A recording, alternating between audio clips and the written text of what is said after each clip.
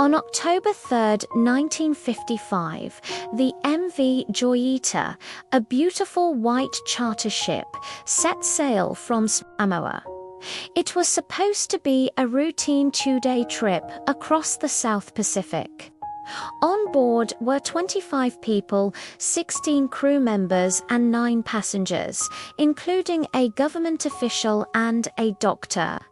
They were headed for the Tokelau Islands, about 270 miles away.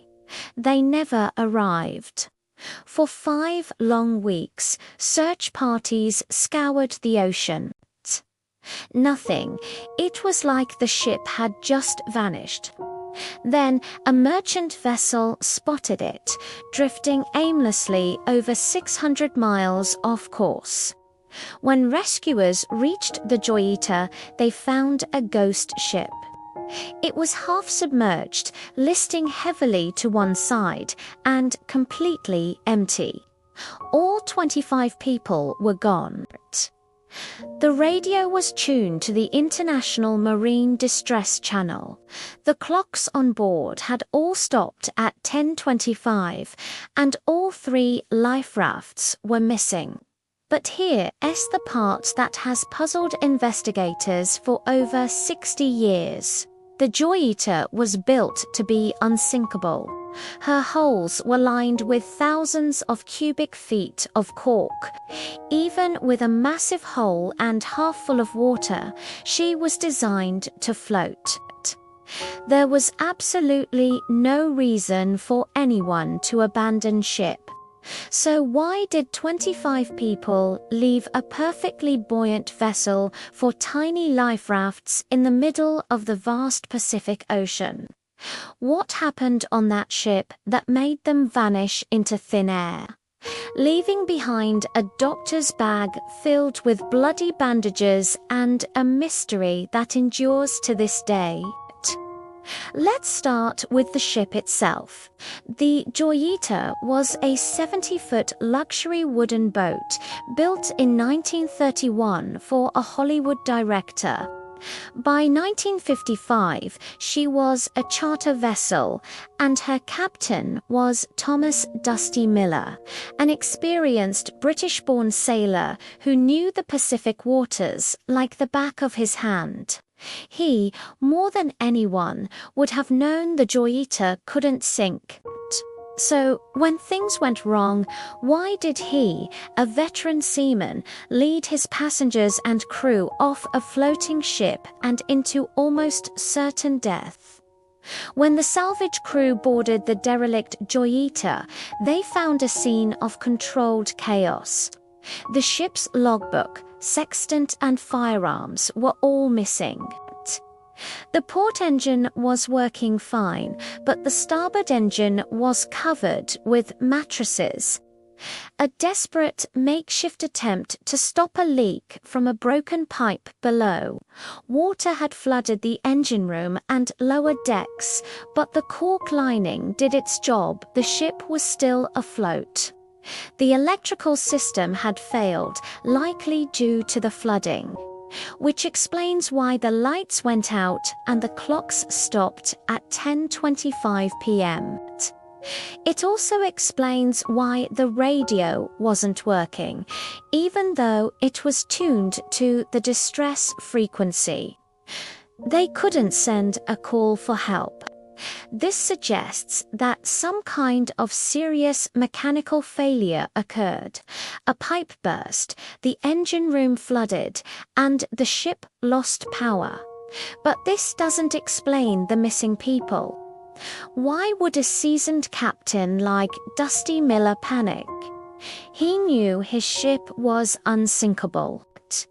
Leaving the vessel for small open-ocean life rafts would have been a death sentence. The logical thing to do would have been to wait for rescue on the floating, highly visible ship. Something else must have happened. And that brings us to the most chilling piece of evidence found on board.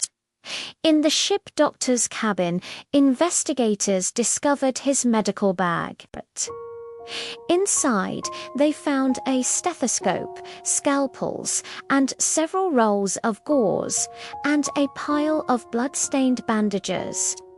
Someone on board had been injured badly enough to require significant medical attention. But there were no bodies, no signs of a struggle or a fight, just the silent, bloody bandages. If someone was hurt, what happened to them?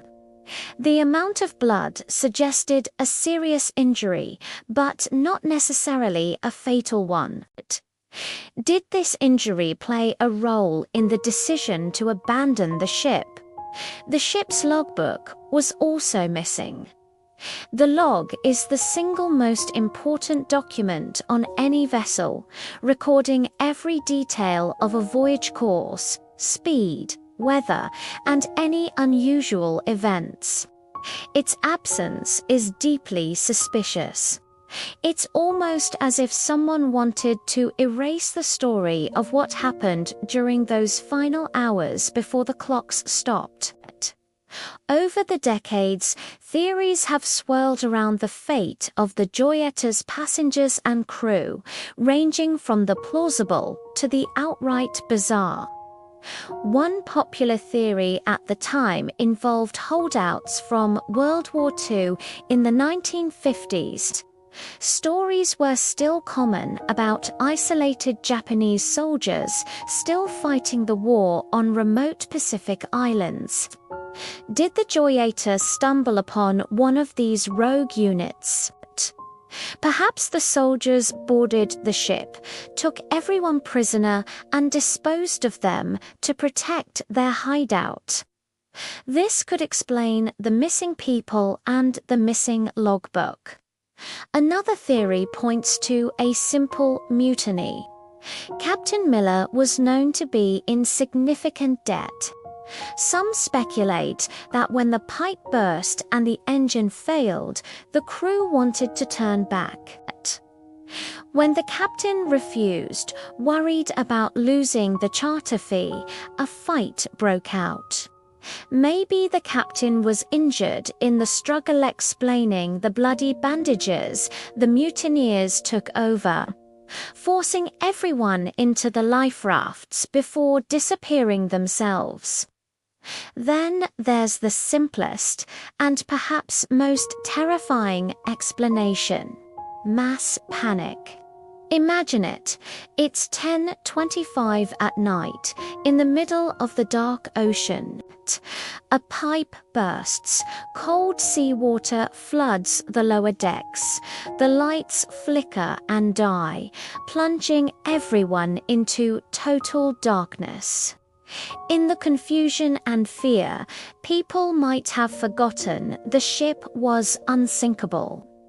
Believing the Joyita was going down, they panicked and scrambled for the life rafts, jumping into the shark-infested waters, only to be lost at sea. But no matter which theory you believe, one stark fact remains: in the weeks, months, and years that followed, not a single trace of the 25 people was ever found.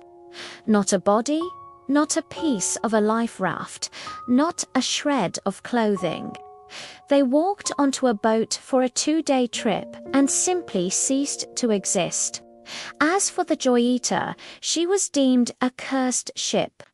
After being salvaged and repaired, she was sold, but her bad luck continued. She ran aground multiple times, passed from owner to owner, each one seemingly plagued by financial ruin. Finally, in the 1970s, she was stripped for parts and broken up. The unsinkable ghost ship that refused to go down was finally taken apart, taking her secrets with her forever.